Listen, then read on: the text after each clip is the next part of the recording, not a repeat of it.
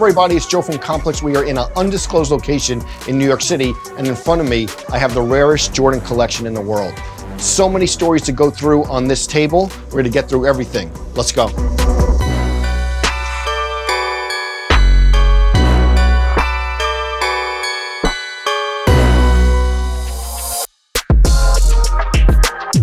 First things first, as we're going through this collection, I want everyone to keep in mind that every pair of sneakers on this table were made specifically for MJ. You're gonna see a bunch of game-worn sneakers and you're gonna see a bunch of PEs.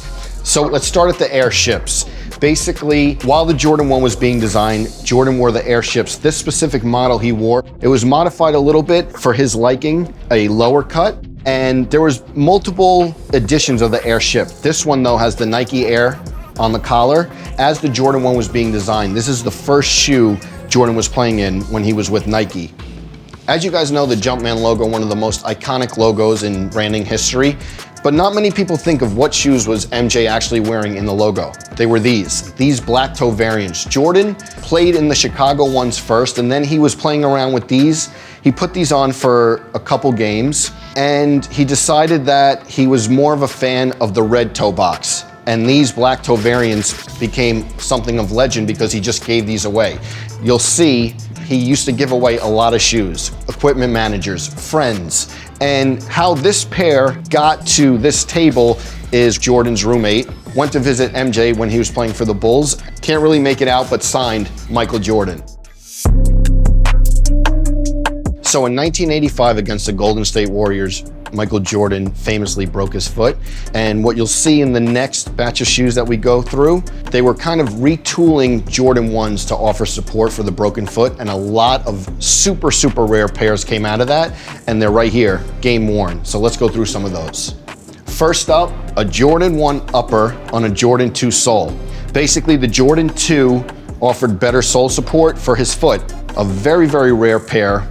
And it became the Jordan 1.5. You guys saw that the Jordan 1.5 recently released a few years ago. They call it the 1.5 because it's a Jordan 1 upper on a Jordan 2 sole. So after the 1.5, he went to these Jordan 1s with a strap layered into the shoe.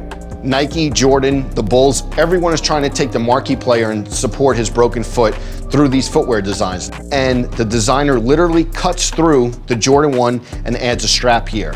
And what's pretty interesting about these is if you look around the table, a lot of these PEs may have been worn once. You could tell that these were worn a little bit more, maybe some more games when Jordan was really trying to provide comfort for his broken foot. Never been retroed. We've never seen, even in 2022, all these decades later, you've never seen the strap retro. Crazy, crazy piece of history. The dunk craze right now in 2022 is crazy. The Jordan 1 phase in 2022 is crazy. But what about a Jordan 1 on a dunk sole? Cut a little higher than the strap and the Jordan 1.5s. Some funny details about these. The Wings logo on the interior, which you don't really see that much. He wore this style in the 1986 first round playoffs against the Celtics. He scored 63 points, they ended up losing. But again, this was all part of when Jordan broke his foot. Two of the most iconic sneakers that have stood the test of time, 2022, you see everything, all the dunks, all the Jordan 1s, more popular than ever. This is a hybrid of both. Okay, so we shift a little. Now, very fragile, Jordan 3 black cements. One of the most iconic sneaker colorways and iconic sneaker silhouettes of all time. You know, the story goes, he was thinking of leaving to Adidas. There's rumors that Tinker in the parking lot showed him the Jordan 3, but these black cements, this pair right here, is what Jordan wore in the homecoming All-Star game in Chicago, 1988. Widely considered one of the best All-Star game performances of all time. Jordan wins the MVP, scores, I think he drops 40 in that game. These are the pair. Also, as popular as the Jordan black cement is, it was the first and last time Jordan wore these on court. Go over here, right in front of these. These are the Space Jam Jordan 11s from Space Jam. There's legend that he wore these to play pickup games on set. Another cool detail about this shoe that he wore in Space Jam and filming, the stitching, this 23, a little bit different than any other Jordan 11 stitching. Let's stay in the 11s, 1996, 72-10 Chicago Bulls season, ran through the league. playoffs. One thing about Jordan, people know, he tended to wear white colorways during the season, and then when playoff time, you would see the black and red or the darker colorways. These Bred 11s he wore playoffs 1996, this exact pair. And then a little bit more under the radar, he would switch back and forth to these Jordan 11 lows. So 1996, a historic season for the Bulls, playoff 11s. Staying in the 1996 season, like I said, Jordan would give away these pairs of sneakers to friends, equipment managers, old roommates. But in 1996 against the Pacers, he dropped 44 points.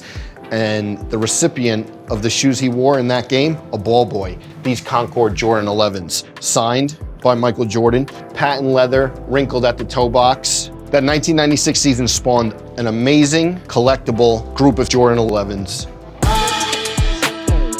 Everyone knows in 1994, MJ walked away from basketball to do a brief stint in baseball with the Chicago White Sox.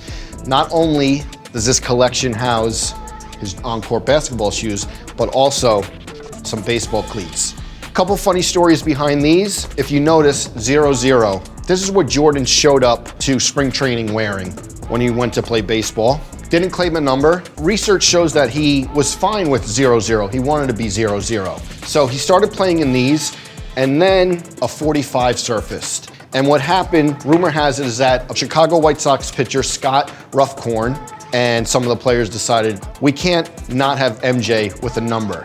And MJ's high school baseball number was 45. So the 00 Jordan 9 cleats turned into these Jordan 45 cleats, and this is what he was wearing. And there was two versions of the 45 cleats. One, spikes, and these were molded. You could actually see mud from the baseball diamond when he played for the Chicago White Sox. Then, the next year, if he was going to continue for the White Sox, these were his cleats, Jordan 10s. You have the 9s here, and then the Jordan 10s that he never played in because he returned to basketball, and this is where we got the Jordan 10s, the return. He was wearing the 45 jersey, and these are the shoes that he returned back to the Chicago Bulls in. Two colorways, white and black.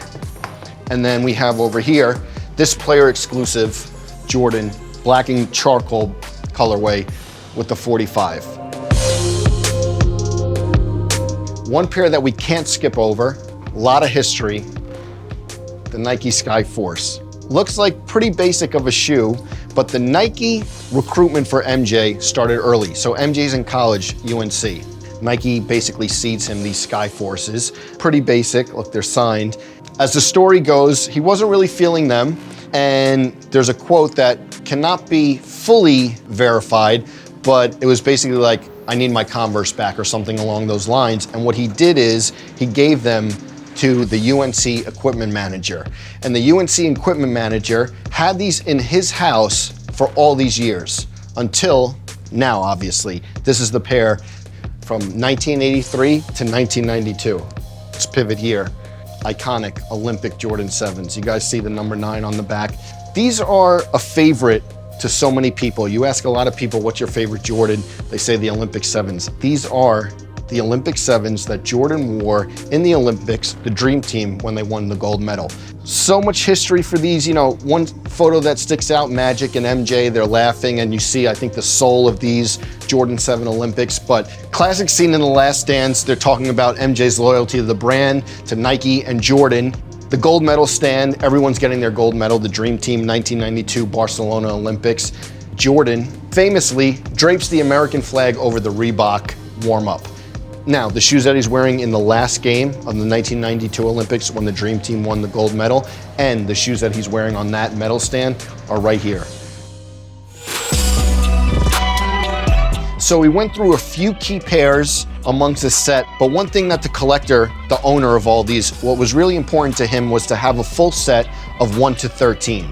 And as you can see, scattered amongst this set are models like the Infrared 6, this sole collapsing. You see the white cement Jordan 4s. And what you'll notice about these, everything was made specifically for Jordan. So you'll see some of these pairs, the right one may be a size 13 and the left one may be a size 13 and a half. And there's a full set of 1 to 13 on this table. You see black and red 13s, white cement Jordan 3s, The other thing that's very cool about this collection, all the different bespoke inscriptions. My very best, thanks for everything, Michael Jordan on the Jordan 8s. Then we have the Jordan 3 white cements. We have Drew and Chris, I think that they were brothers, and a little Easter egg, December 29th, 1988, Chicago Bulls versus New York Knicks. The ticket stub right here in this pair to Drew. Some other Jordan 1s, his rookie year, dual signature. He played in these a bunch his rookie year, this specific pair. And then one very interesting pair, these right here. If you notice, black and red dual lacing. Jordan played in these against the Pistons in 1986 and wanted to try out the alternate lacings, black and red. Tons of Easter eggs included in Cherry 12s, in the Cherry 12s, a game-worn MJ armband. I'm just looking at to the left, these hair Jordan 7s. He wore them on his 29th birthday, scored 46 points against the Cavs. Everywhere you look, every part of this table, there's history in these sneakers and cleats. These 13s, might have saw them in the Last Dance, the playoff 13s, signed. What I really like about this, the sprawling signature on the upper. So, a special edition of Complex Closets, the rarest Jordan collection in the world. Hope you guys enjoyed this, a collection like you'll never see before and never see again.